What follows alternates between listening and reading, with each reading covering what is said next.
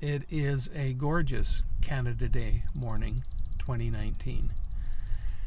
I'm talking with Ron Coles, who has most generously agreed to provide historical information from his vast experience with the parish and with St. John's Cemetery. Ron is leading us off by talking about some of the history of the cemetery. Thanks, Ron, for doing this. Thank you, Greg. All of my forefathers and forebrothers are buried in that cemetery. The cemetery in the early 1940s had grown to be a real wild pasture field. In fact, not even a good pasture field because it didn't grow good grass. And the grass was at least 2 feet high, and there were shrubs all over the place, and so on. The place just was a mess in general. Now, in that cemetery, there are a lot of very interesting stones. The oldest one is in memory of a child who was about a year old, I think. It's never been known exactly how old the child was, but his name was Henry, Henerey, not Henry as you usually have it, but Henry, white. And as I said earlier, he was quite young, and he was buried there in 1812, and the month I think was December, but I'm not sure because I'm relying on memory. And that memory is probably 65 years old. And so today the cemetery in general is extremely well maintained. The grass is cut regularly, and the burials are that are buried there, people being buried regularly, and the graves are closed down and finished off so that you would hardly know that they had been recently used. So that's where we're at right now. And as I said, there are several interesting stones in the cemetery, and that's what Greg and I are going to be looking at this morning. The refurbishing of the cemetery. It was Reverend Bracken, who took significant responsibility for that? That is correct. Henry Newman Bracken was his name. And he was one of the most interesting people I have ever known, and I knew him very well. Because before they started to do any real work in the cemetery, he and I went. And one of the things that the cemetery board had done was to make up iron rods into the letter P to stand for perpetual care that you had paid for perpetual care on that plot. And I put one of these things, and I don't know how many he must have made, a lot of them anyway. And Newman and I would take some of them, and we started in the very northeast corner of the cemetery. And we had 100-foot tapes, 100-foot tapes. And we'd lay out a square, 100 by 100, down the corner. We started. And then we thought, well, that's not big enough for people to work with a tractor or horses or whatever. So we went another 100 feet and left our letter P at each corner so that we could come back. And when they had moved stones, we measured each stone so that we knew where the stone was, and we could put it back to very close to exactly where it was. And that worked well. And we did that. That's what happened with the whole cemetery. Now that cemetery is about 8 acres, and it's a large cemetery. In fact, the largest in Mono Township, and that's where it is today. Is the northeast corner of the cemetery where the original church buildings were located that were built on that site? The original church building was built toward the northeast corner, yes. Mm-hmm. And there is a marker there today that was put there at the 150-year mark. And that was in the time when Jim Small was the rector here. But then that was done. The reconstruction of that cemetery must have taken considerable time and effort. The effort was all by local people who had, one of them was my father-in-law now. He had a tractor and implements to plow or disc or cultivate, and that's different farmers all around. And there were lots of them at that time. Today, I don't think there are any of them anymore. And they worked the soil, and they planted the grass seed generally in the fall, because fall was the best time for growing. That soil is very sandy and very dries out very quickly, and so it had to be done at a time when the grass would grow, and the grass did grow well. And of course, at that time, they cut the grass with push mowers, and as we will see, I don't know how in the world they ever cut the grass, because the mowers were not self-propelled; they were push, and I think that they weren't very wide. And they were about 16 inches wide. Right. Yes. Yeah. That's part of the story. Mm-hmm. The other thing that was prevalent in that cemetery was garter snakes. And now, when I first went there to start measuring, I hated it because you could not go 10 feet without meeting a garter snake. Really? Yeah. Yeah.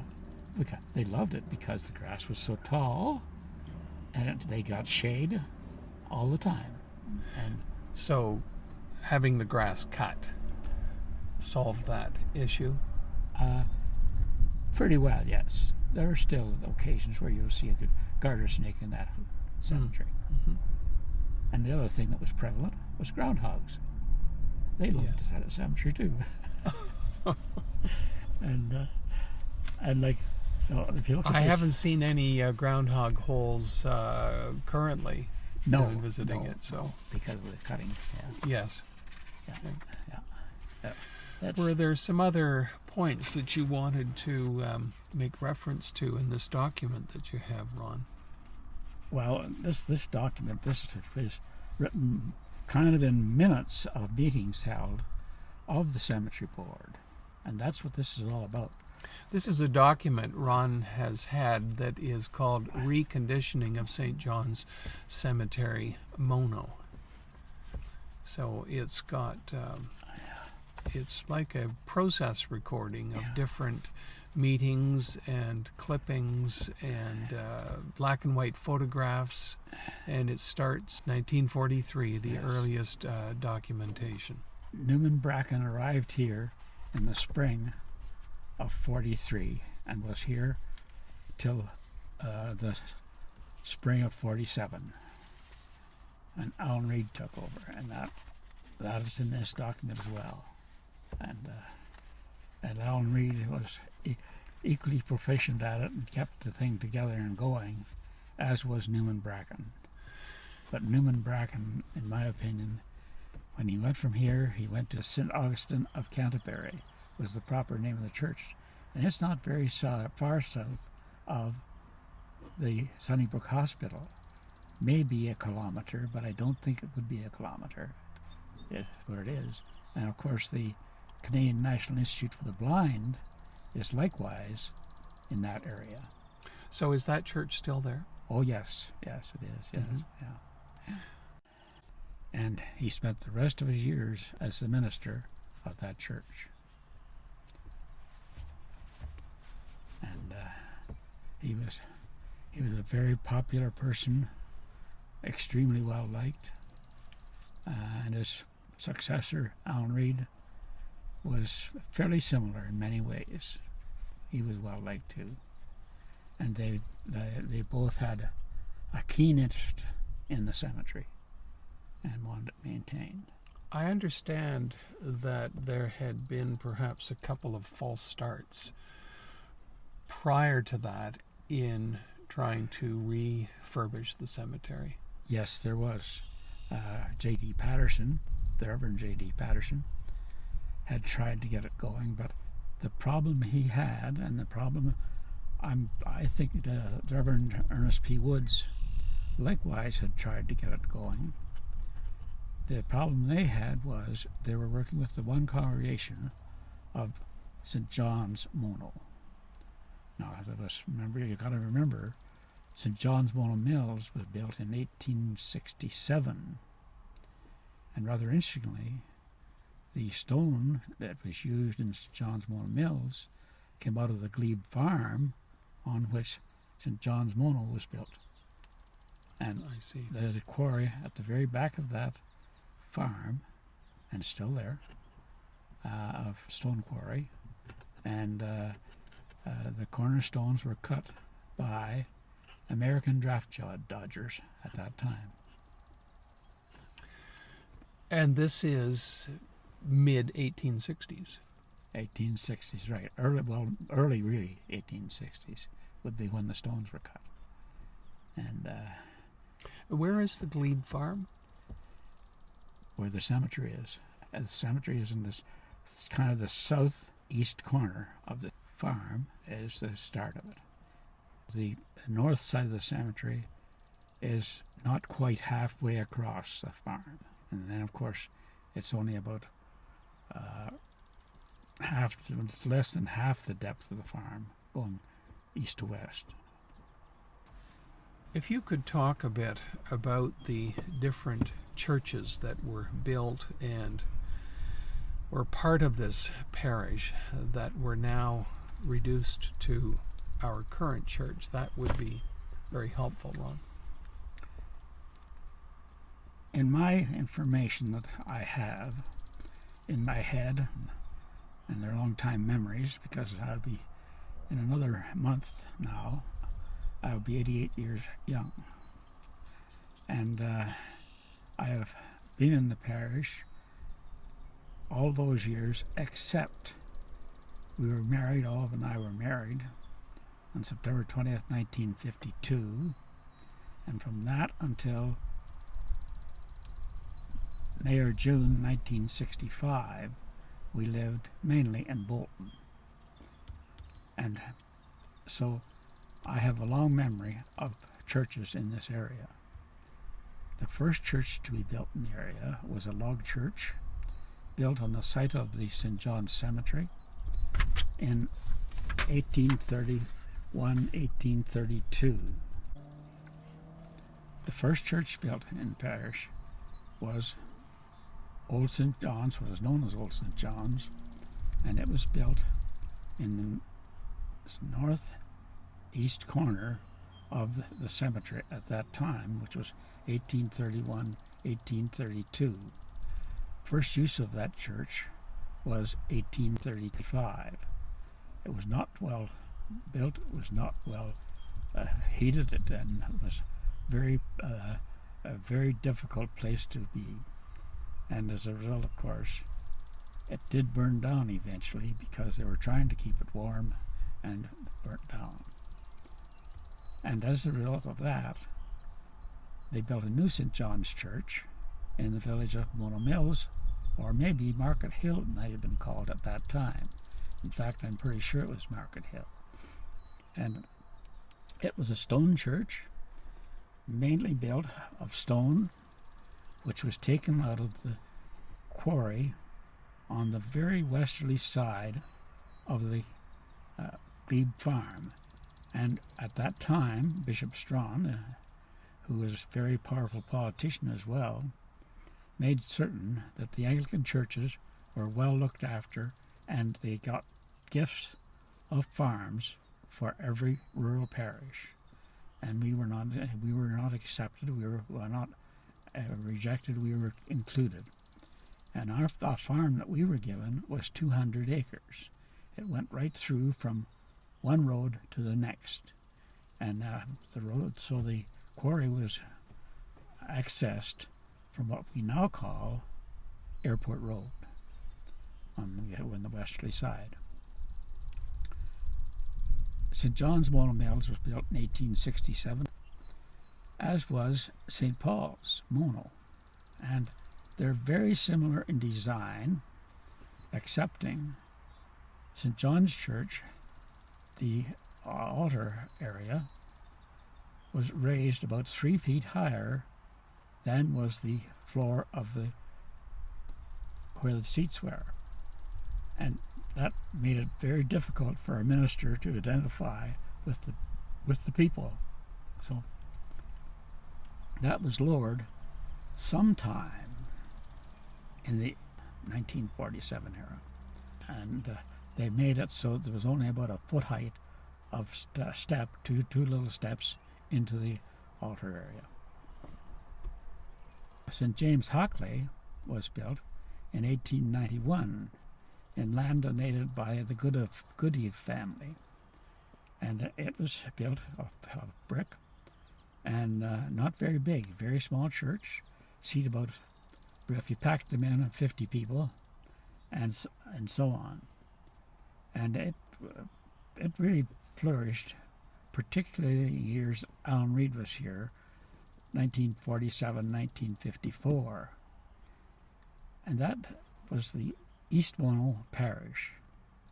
There was also a West Mono parish, and rather interestingly, there's still 3 of those churches in West Mono, and there were 6 of them. The buildings are still standing. 3 of the 6. 3 of the 6 are still standing. St. Luke's Church was one design. Church of the Herald Angel and St. Matthew's Church were exactly the same style as Old St. John's that was built in 1878. And those 3 churches were all the same design. Now, there's a small exception. St. Matthew's Church, you entered at the center of the church instead of the front or back. And if you entered through that front end into that church late, you're literally standing right at the minister as you entered. And it was very interesting. It's a very interesting church. But those St. John's, Old St. John's, St. Matthew's, and Church of the Herald Angel are all exactly the same design. Now, the old St. John's you're referring to of 1878 is the one that currently stands in the cemetery. The one that currently stands in the cemetery, correct. Right. Correct. Where was St. Paul's Mono located? At the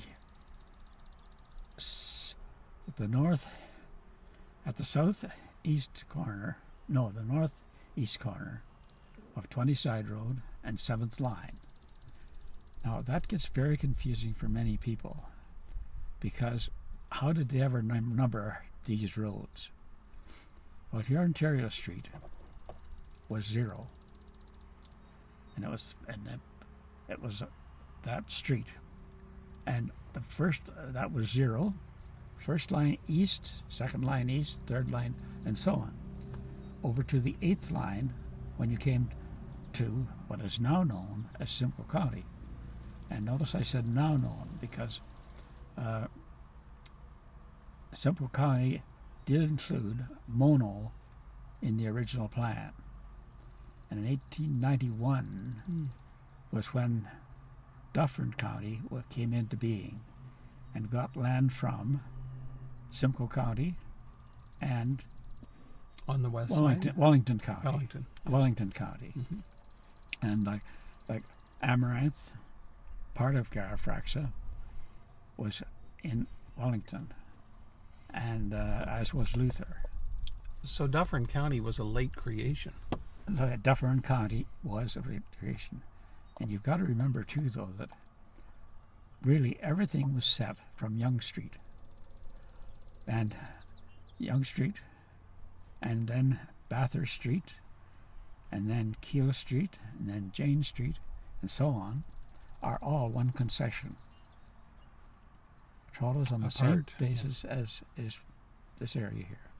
And like the trouble with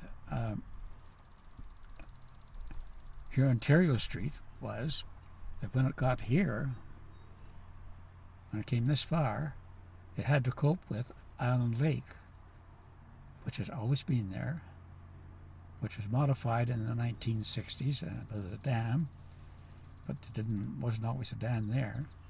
And they had to put in a dam at the north side of that lake as well, because otherwise the water would have flown into the Nottawasaga system instead of the credit system. And the part of the reason for building that dam was so that there would be more flow through the credit. And of course that would have defeated that if it didn't. But all interesting kind of things, to my thinking. Mm-hmm. Yeah. Very interesting. We are now walking the grounds at St. John's Cemetery, and Ron is guiding me to some points of particular interest. This is the stone you were referring to for Henry White. Henry White. And you can't read it anymore. It's incredible. Like, would this be the oldest stone? This is the oldest stone in the cemetery. In the cemetery. Yes. Now, as you can see, there are stones here that are fairly old too.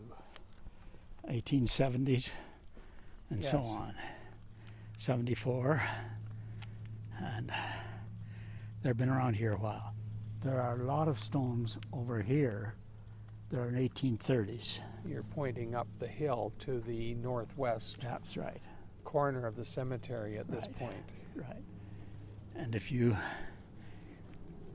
look over there, you'll see several stones with coals on them. One of them is my parents. And you'd also find a stone there somewhere with Williams on it, which is my wife's parents, right close by. So that is the southwest corner. Right.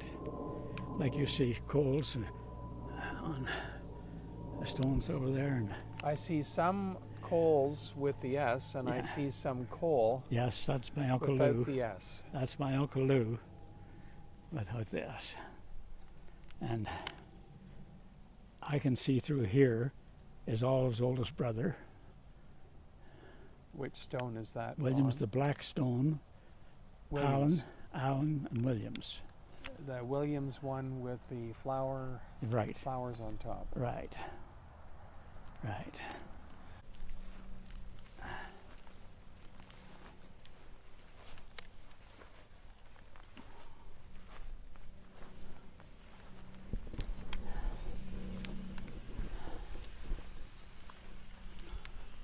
So many of these stones have had metal support structures. Yeah, because to hold them. Was this done as part of the refurbishing program for No, the this was cemetery? done since then. Since then. Yeah.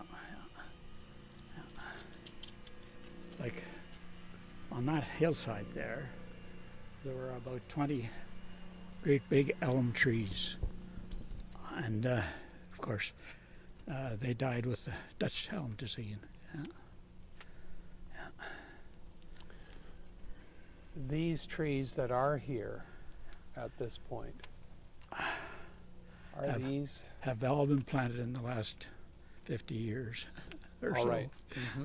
Yeah. All right. Yeah. So we're driving in the south gate at this point. Oh, Jackson Bear just there.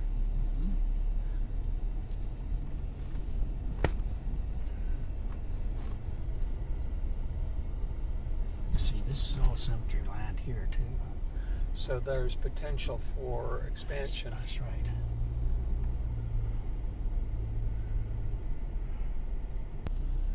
Yes, you're pointing out the Coles. Coles name on the back of it. Yeah. We're going up the hill Going across north on the extreme west side of the cemetery at this point.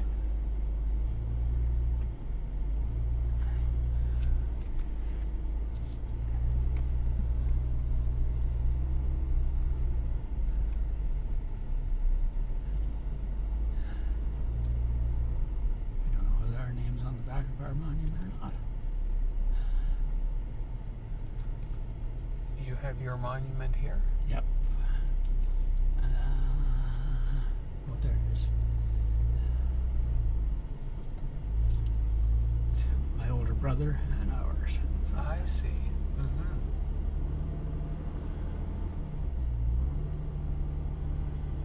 Up on top of the hill. Yeah. Now, do you remember Bill Bothwell? Oh, very well. That's his stone. Yes, and Adrian, Yeah. his daughter Adrian Samick, who was secretary Is there a at name St. on that Mark's. stone? Is there a name? This one here? No. That stone is in memory of Roland de Conde. In 1950, he became here as a student minister, was here for almost a year. And when he was here, he said, "This is the most beautiful cemetery I have ever seen." And he went back to Toronto and became a priest in the city of Toronto for years, and was elected a Liberal Member of Parliament in Toronto for several years. And the late Pierre Trudeau decided he didn't like him running as a Liberal, and as a result wouldn't sign his nomination papers in one of the elections. I've forgotten which one. And so he ceased being a Member of Parliament, went back to being a minister. But he was born an American in the States and came to Canada and stayed here, died here. And so this is where he's buried. Would he have been avoiding the Vietnam War when he came? I don't think so. Mm-hmm. No. Because many Yeah. came. Yeah. Right. Well, you see, St. John's Church, Mona Mills, the cornerstones for it were all cut by American draft dodgers in 1865-66 from the American Civil War. You know, and you've said of how things are repeated. Well, there was things being repeated 1865 to the 1950s era. Yes. Yeah. We are going to get out of the car again and go and have a brief look at the Eastbury stone. Eastburys were apparently very wealthy people on what is now the number 9 highway south side, and they had a business of milling run by a small stream that no longer exists because the water system is gradually dropping around here. And so the stone is in memory of, I believe his father's name was William Eastbury and Isaac Eastbury. And at the bottom of that stone, there is a carved piece says, I.E., Isaac Eastbury, was willfully shot while sitting at his own fireside by, and no name. And as far as I know, my understanding was, but apparently my niece, Sheila Davidson, found that eventually the gentleman who supposedly shot Isaac Eastbury married his mother. And that's why he shot Isaac, because she was objecting to, or he was objecting to his mother marrying this gentleman. I never before knew what the name of his name was. Well, was there some financial motive in that as well, with her family being fairly well off? Much financial, yes. Yes, indeed. So you could say that greed might have played a role. Oh, would it ever, yes. Yes.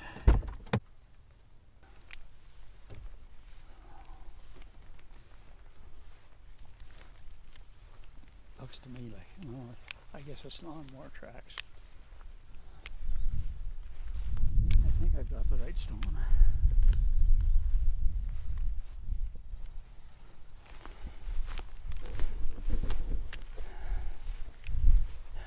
I think it's this one right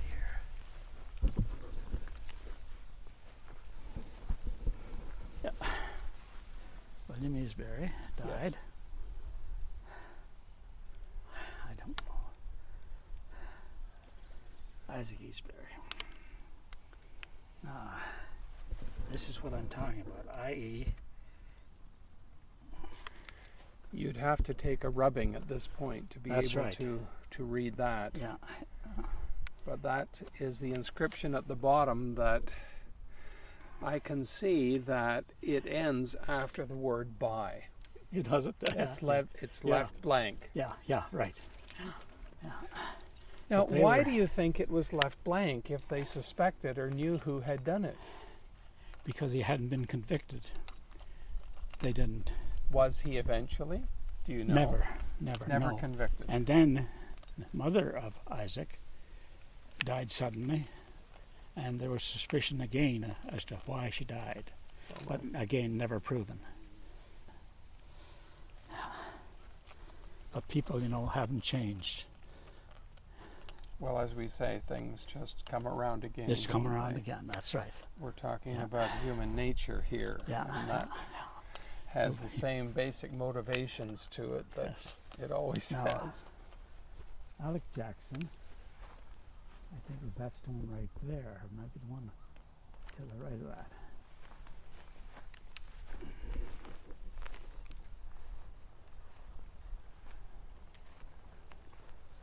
We're fortunate to have a gorgeous morning Oh yeah. for this, Ron. Oh yeah. How we ever.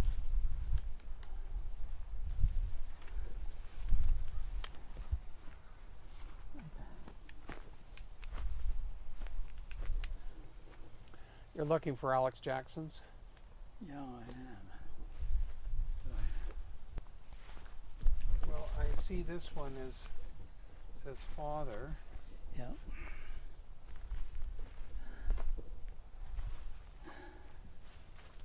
Brother.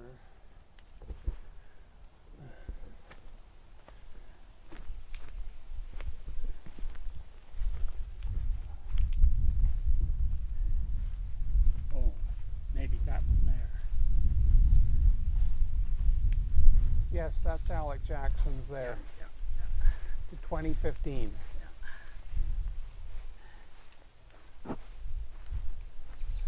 The Spears family is also quite prominent, isn't it? Right, yes. There were a lot of Spears. There were a lot of Spears lived in Caledon, Yes. north end of Caledon, came to St. John's Church, Mono Mills. And there were a lot of families, but there's none of them left. Well, Harold and Janet Spears from St. Mark's came to our strawberry supper. They always do. Yeah.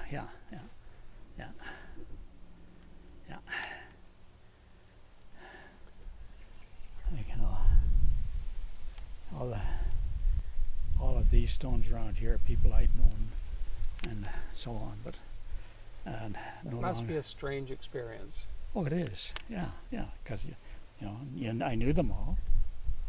Yeah, like this Hilliard stone here. He was married to a first cousin of mine, Phyllis McKenna, and she's still living. Mm-hmm. Yeah.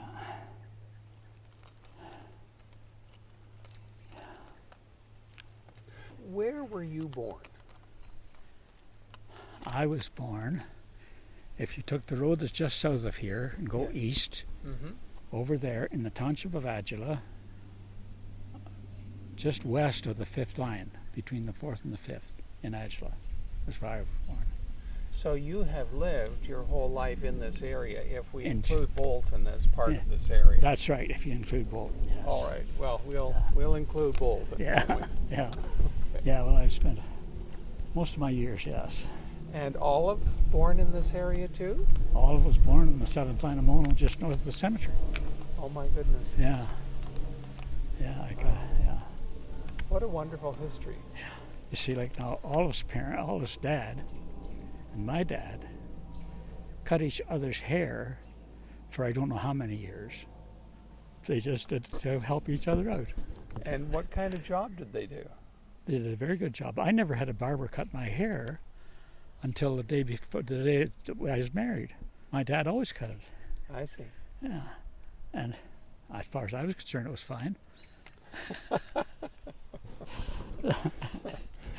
Yeah. Well, then I have to ask, what made you get it done the day you got married? Did somebody say you better go and get a proper job or what? I don't know what made me do it. I really don't know.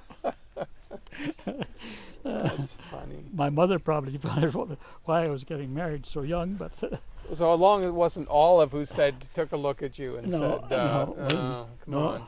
I don't remember if she did. Yeah.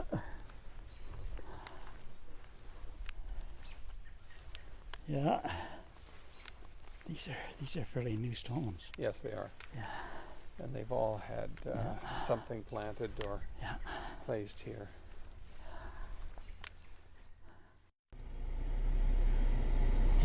We're pulling up in front of what was the old rectory, just on the south side of the cemetery.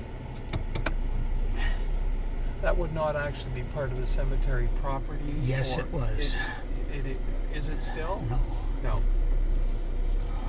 But it was. Yeah.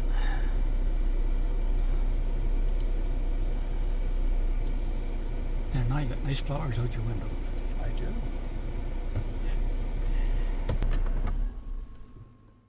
This house was lived in by the Watts family, the Reverend Watts family, and I can't remember his first name. So he was the first minister who was actually resident here because there was now a rectory. I think so, yes. And, of course, there was great discussion between St. Mark's and Mono because Mono got a permanent priest and St. Mark's did not have a permanent priest at that time. And the discussions lasted for many, many years. When are we talking about, Ron? We're talking about probably the mid-1830s, mid to late 1830s. And this house has two of the most beautiful fireplaces I have ever seen in a house. Well, that is gorgeous stone that it is constructed from. Would that have come from the glebe farm as well? Yes, probably, yes. Yeah. So we're approaching the center gate again, and we're going to take a look at something else. I don't know which of these stones are a memory of a Jackson who was an extremely intelligent man. I believe had a memory that lost nothing. What he read, he knew immediately. And in 1947, somewhere there, he talked to all the main people who understood what went on and so on. Very bright people, doctors, lawyers, Indian chiefs, so to speak. And he talked for just over an hour, apparently. I wasn't there. And he talked about the power of the atom, which of course had been used in the war, the 1939-45 war, on the Japanese. And he talked about how it could be used for the advantage of man and how it could be used to the disadvantage of man. Was this a talk that he gave at the Agricultural College? That's correct, at the Agricultural College in Guelph. And he was one of those people, and he always talked about the fact that he had pine trees out in his bush on the farm in the second line of Agila that belonged to the Queen because they were there so that the Queen could use the material in them to build her boats. And you never dared to touch those trees. And I would often wonder what has happened to them now. I'll never know. Would those trees have been tall and straight for masts or for the How? For mass, it's Yes. extremely tall, extremely straight, and without a limb on them. Wow. Yeah. Very unusual.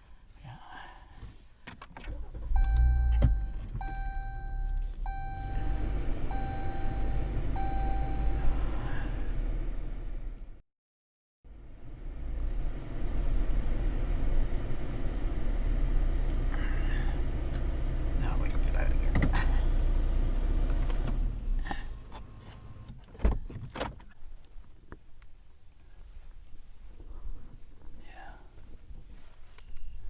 So this is the Watt infant That's right. stone here. That is right.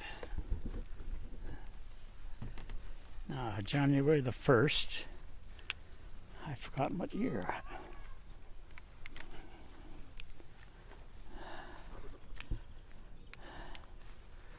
(1890). She died. Born in 88. Looks like January 1st.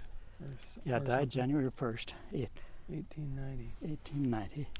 Born, I think it's November November 3rd, it looks 3rd. like. 1888. 88, so 2 years old. Yes. And, Not unusual in that time. well, they were living at the Rectory. And Oh, so this is Reverend Watt's yes, that's right, Reverend Watts. child. And he'd got the mother and child in the cutter, ready to go to Mona Mills to marry a Spears, and I don't know the other name that was involved. And something scared the horse, and the horse tucked off down the lane, and of course made the turn at the bottom of the lane and threw mother and baby out, and baby was killed.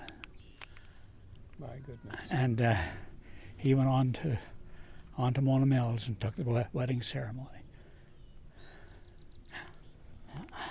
This was New Year's Day. This was New Year's Day. That's right. Yeah. New Year's Day. Did they have other children? Do you know? Not that I know of, no. No, I don't. Tragic. Yeah, tragic is right. Now, you see, St. James was built the year after this. In 1891. Right. St. James Hockley. St. James Hockley was Yes. built. Mm-hmm. That's right. Yeah. Would he have been the minister there as well? Yes. Yes. He so was. he would have had a multi-point Oh yes, he had. charge. He had this church Yes. because it built in 1878, Mm-hmm. and he had St. Paul's, and he had Hockley, and he had this John's Mona Mills. And Yeah, this four was all churches. done by horse and buggy. That's right. That's right. All done by horse and buggy. Yeah. All of them having a service on a Sunday? Yes. He started generally at 10 o'clock in the morning at one of the churches. He usually chose Mona Mills because that's when that way he had an hour before to get to Mona Mills or a bit, and most of the ministers started at Mona Mills at 10 o'clock. Because it was the farthest and you That's right. could have more time And to then get there. somebody from Mona Mills quite often would load them into their cutter and bring them here, and here would take them to St. Paul's, and St. Paul's would bring them back home because that was the way it was done. Would the last service end up being an even song? Even song, yes. Even An song. actual evening? That is right. Yes. That is right. Yeah.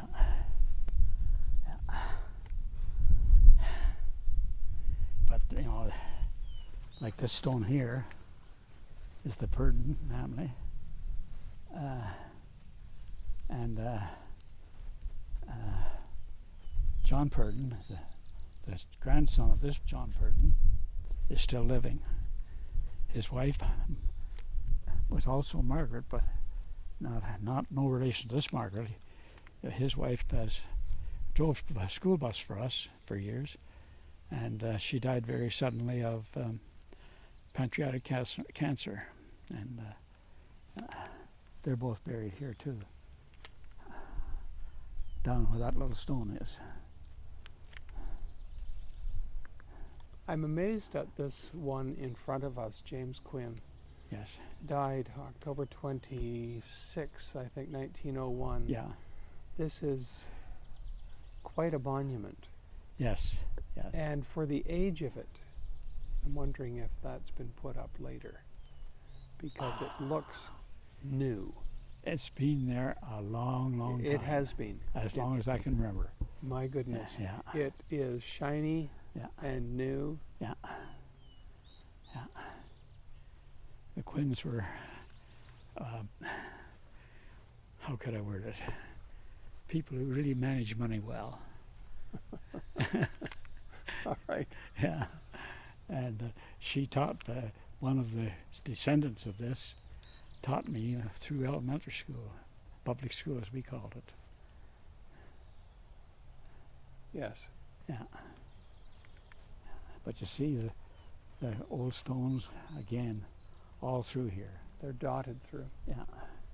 Now I spoke to you earlier of John George Crawford. See the tall monument, and the last one you can see? Yes. That's it. That's the Crawford Monument.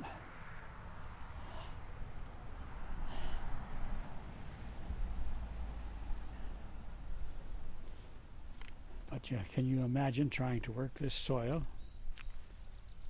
so it would grow grass that you could cut, and so on? It was an enormous undertaking, a real labor of Was it ever? love. Yeah. And like farmers, George Story lived across the road, was part of it. Who was next to him? John or Jim? John Atkinson was next. McCutcheon was on the right, on this side of the road.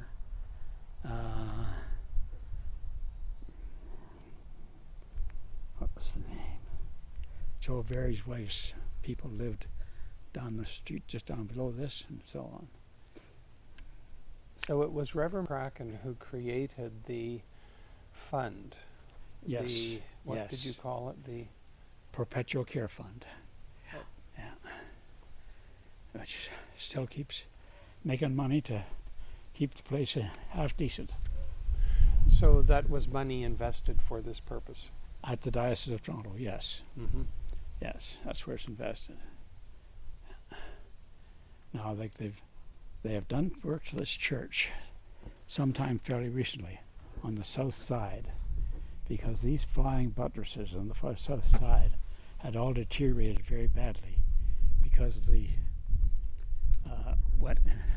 the snow melting in winter, and then freezing, and the brick all scaled, and it doesn't do it in the north. No, because it's not getting the winter sun. Winter sun, that's right.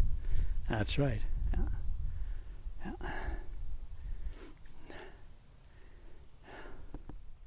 These stones, the small ones and the large ones, in memory of the father and mother, and the small ones in memory of children who died within a period of approximately 3 months. And the date and the name and so on is not legible. I cannot remember it. I know there was a time when I could have known it, and that family were wiped out by a disease at that time called consumption, which today is known as tuberculosis. But the disease may have been something else. We do not know for sure. There is such tragedy encoded on these stones in many instances, isn't there? Yeah. There is a book out, and it's about 25 years old, called "These Stones Will Shout," and it tells how the story of all the stones they have found in various caves in the old part of the world, and this is true here as well. These stones do shout, and they tell stories of people in the past. And if you walk through a cemetery, you can find out, and every time you'll find interesting stories. And there was a Bible reference for that title. Oh, yes, there was. In St. Luke's Gospel, I think it's the 11th chapter, there is a phrase, "These stones will shout." And I've never been able to reason out how or what he was talking about. But he must have known something that others didn't know. He, of course, St. Luke was really a physician. Yeah. Now, the fence. I do not remember exactly when it was constructed, but I remember them trying to collect funds to build this steel fence. And of course, it has lasted pretty well, because it'll be all over 50, be way beyond 50 years. It'll be close, more like 70 years since it was put here. The posts are in memory of various people who contributed to the parish way back in the very early 1900s. And mainly the families that they're talking about are named Lee, and they contributed a lot to this parish. And one family of Lees lived right in the village of Hockley, and she played the organ at St. James for years. There are other Lees that they had lived way over in Agila, on the third line of Agila, which is about 4 miles from here. And they likewise contributed a lot to this parish, and were very active in this particular church, that family of Lees. Regular services in this church ended in the 50s? Or 1950s, somewhere in there? I would say in the 50s, yes. That's right, that the regular services stopped in this church. Now, Aldred came here in 47 and left in 54, and shortly after he left, the services in this church ceased. So it'd be 55, 56, somewhere in that vicinity. I understand from the history that the first time that services stopped, there was such an outcry from the people who used this church that they had to reinstate the services. That is correct. And that's when this church was built, because St. John's Monomills, which was supposed to replace this one, had thrived fairly well. And there was no church here because the log church had burned. And this church was built in 1878, 9 years after the one in Monomills. And of course, also St. Paul's Mono was built in 1867, and this church kind of met the need of the halfway people, the people who are halfway between the St. John's Church Monomills and St. Paul's, and because there were a lot of families here who were Anglicans, and so they wanted a church, and they built the church. Prior to the log church that burned, was there a log structure that collapsed from heavy snowfall that never got completed? That I've heard of, but I do not know for certain whether it's true or false. And I like to deal in things that I know for certain. And on that note, this concludes this cemetery site interview.